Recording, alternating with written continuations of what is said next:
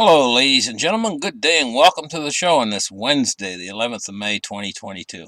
Thank you for tuning in. Glad to have you guys here. Now, I want to talk about societal collapse.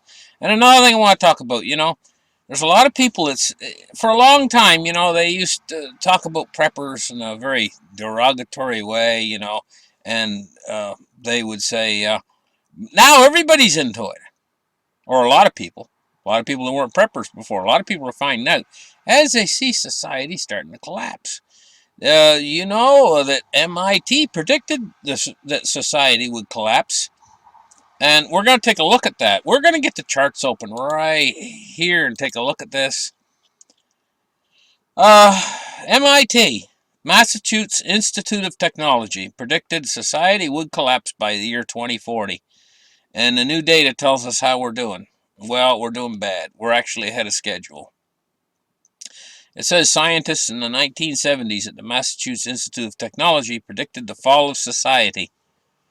Using the LTG model, the fall of society will take place around 2040, according to them.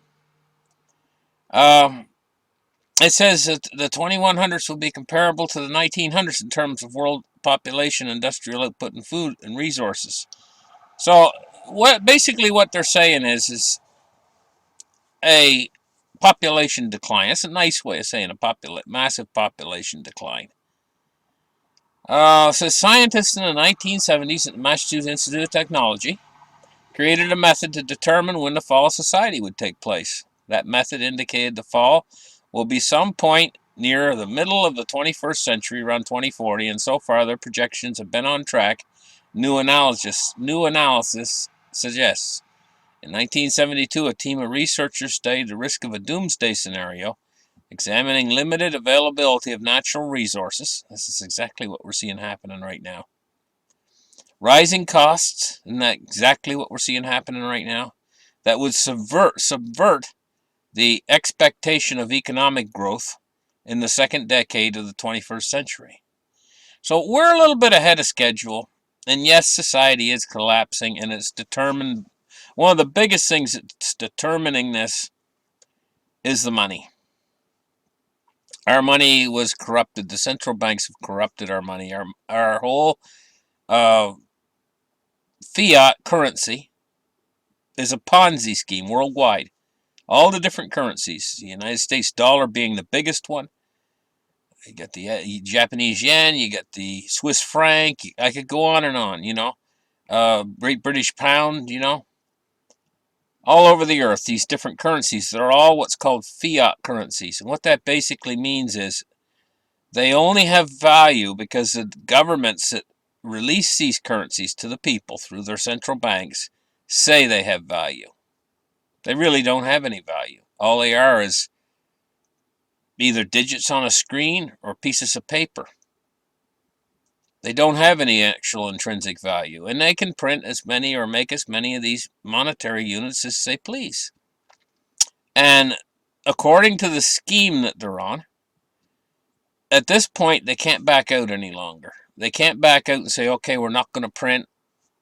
This is what the United States is actually trying to do right now, but it's not going to work because the system is so over-leveraged with these monetary units, and there's so much debt that's been created through credit expansion that a contraction would be absolutely devastating. And so they can't do it. They just simply cannot do it. And so they can play at doing it like they're doing right now, but it's only a game to try to hold the system together a bit longer.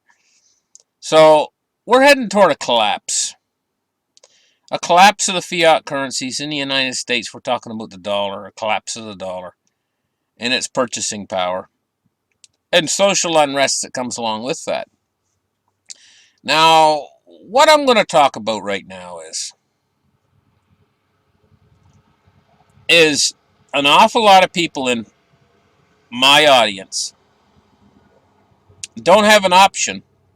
They're in an urban setting. Urban meaning they're in near a big city, maybe in the United States, maybe they live near a big metropolis area, and maybe they're just on the outskirts, or maybe they're right in the metropolis, living in a high-rise building or an apartment or whatever, and they don't really have an option. There's because we're going through a period of upheaval right now, and real estate prices are so high, and this whole situation that's involved with food prices skyrocketing and wages not going up. A lot of people are stuck in the option that they already have, in the situation that they already have. They're stuck, basically. And they might be in an urban setting, and maybe they're doing their best to prepare, you know? But the truth about the matter is not all is lost. During hyperinflations or times of extreme trouble, people in countries, have survived in an urban setting. But it's more difficult than if you're in a rural setting. And if you have prepped in a rural setting and you know your neighbors and you basically have set your property up so it's very, very, very defensive, uh, and you are up on home security and home defense, and you're in a rural setting, you're much better off than if you're in an urban setting. But it's not all beyond hope if you're in an urban setting. There's still things that you can do in order to survive through when your neighbors, while your neighbors in an urban setting might not be able to survive this thing. And the reason why is you need certain things in order to survive. You need shelter from the wind, from the rain, from the cold. And you need a bed, a place to sleep. Not only shelter, you need a place to sleep.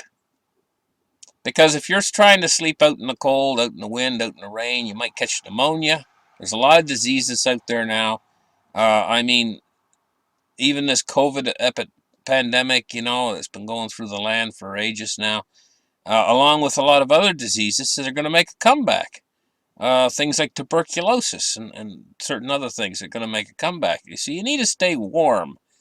You need to have a warm, dry bed, a place to sleep. This is of vital importance, even if you're in an urban setting. The second thing is you need a water supply and you need a food supply. Basically, if you have those things, you can survive.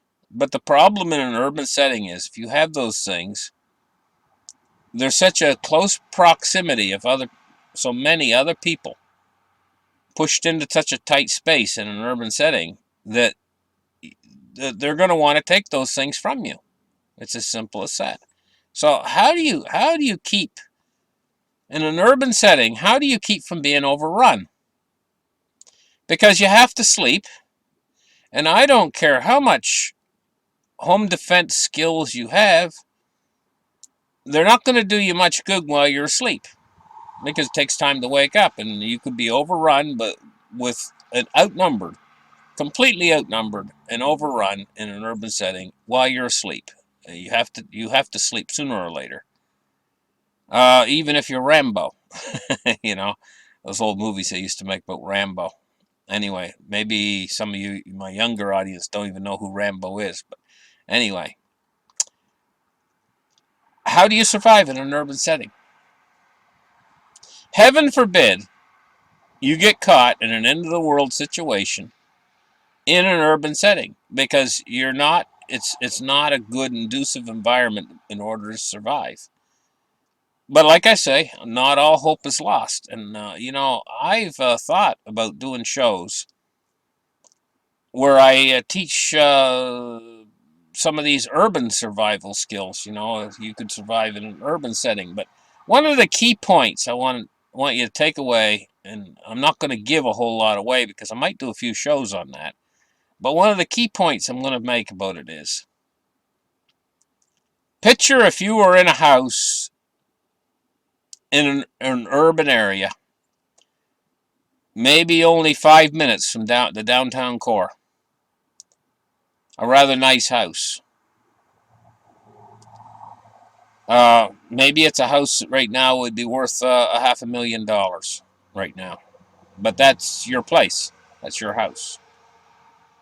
And the crisis hits, and it's an absolute unimaginable nightmare. Picture, if you will, If you were asleep at night, and say 12:30 at night, and there is no power anymore because the lights are never coming back on again, all the grocery stores in town, the windows in the front of the stores are all smashed in, and there's nothing left inside them. It's all been just basically cleaned, stomped on. What's a little bit, maybe there's a little bit of grain on the floor, but so many people walked on it you can't even use it anymore. But they've just taken everything out of the grocery stores. The police station has been ransacked. The power grid's down. The telecommunications grid's down. There's people roaming the streets in gangs of 50 to 100 of them in each gang, and they're just scouring, looking for anything that they can get to eat or loot. Picture a situation like that. So you're sleeping in what was a rather nice house, and one of those big gangs, Roman gangs, comes in, and they're well armed, and there might be, I don't know, maybe there's 30 of them,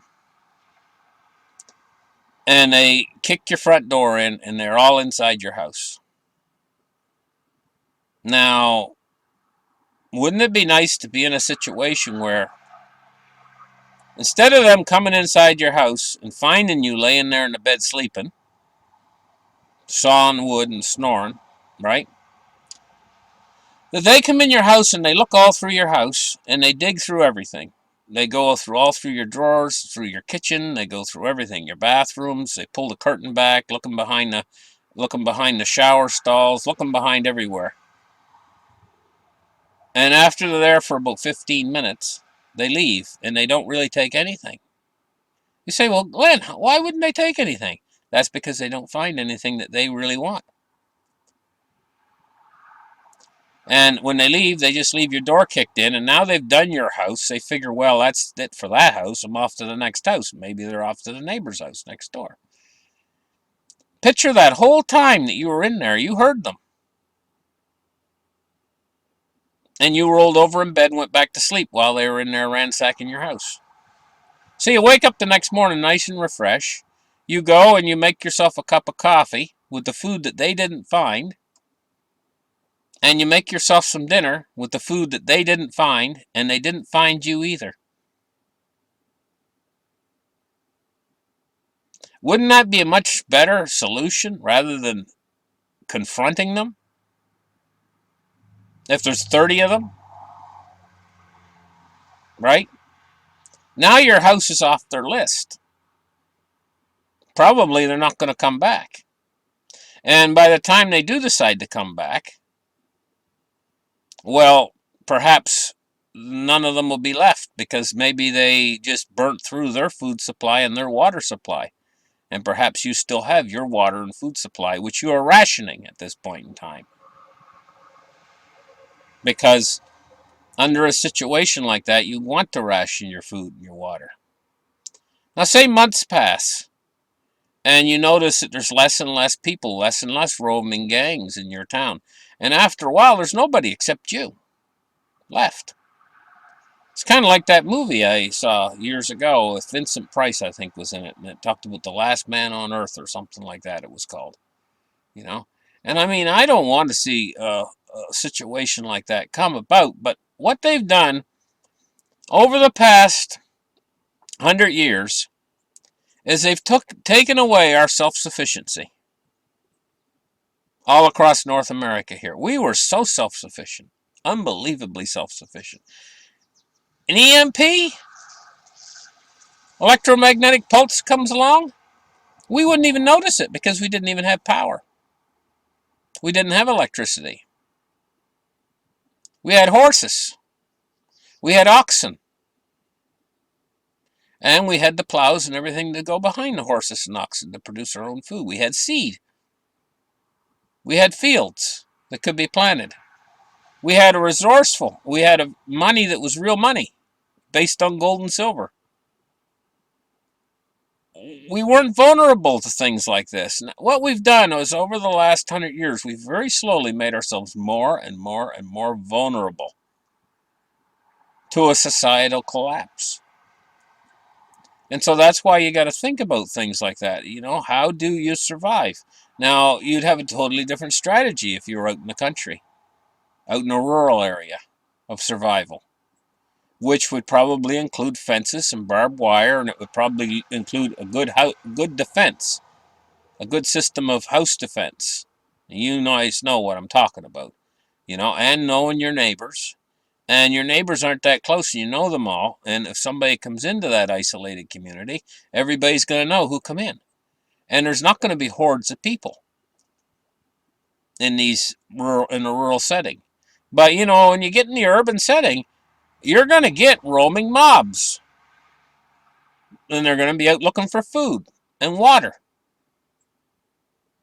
and they're going to be completely out of completely lawless, because there is going to be no law to stop them anymore. Because when society completely shuts down, whether it's an EMP or it's maybe the war over there expanding over there in Ukraine, or it's possibly the dollar system collapsing into some sort of a massive worldwide hyperinflation, we got all these problems coming at us. Now, some of them are escapable, like the war. The war could just all of a sudden, for one reason or another, come to an end. Call some sort of a truce or something. It's happened many times before with war. Wars can suddenly end. Well, we could escape that, right? Or other things. But, we're not going to escape the fiat currencies being a Ponzi scheme. They are a Ponzi scheme, and all Ponzi schemes end in the end. In the same sort of they go into, the whole thing collapses in the end. We can't escape that. That's math. So if we do escape all these other things, the currency thing is going to get us in the end. And we've made ourselves too vulnerable as a society, as a people. Every time we've taken out things like the old cash registers we used to use and the old currency we used to use, which didn't run off the internet. Everything now, all the digital system, the whole thing runs off the internet, and the internet is so vulnerable. We got undersea cables running from one nation to another nation that can be cut in the blink of an eye by a nation that's at war with us. They just go down with a submarine, cut all the cables, and then what are we going to do? Because it takes years to lay those undersea cables, and then we can't communicate any longer. What will we do if they did something like that? Or an EMP, which is even worse. Have we really thought this system through? Have we put redundant systems in place to protect us? No, we haven't. There's nothing there. We're flying on a wing and a prayer. We're like that guy in mythology who flew too close to the sun. Yeah, it's great. Everything's wonderful. He's got his wax wings on. He's flying up higher and higher, closer and closer to the sun. And he's feeling magnificent, like he's king of the world. And all of a sudden, his wings start to melt, and down he comes. That's what our society's like now, and the way it's structured. This is a problem. This is a monster of a problem. And if something isn't done about it, or if it's not fixed, then we're heading for a monster-sized tragedy. Thank you guys for listening. Like and subscribe, and we'll catch you guys in the next show. Bye-bye.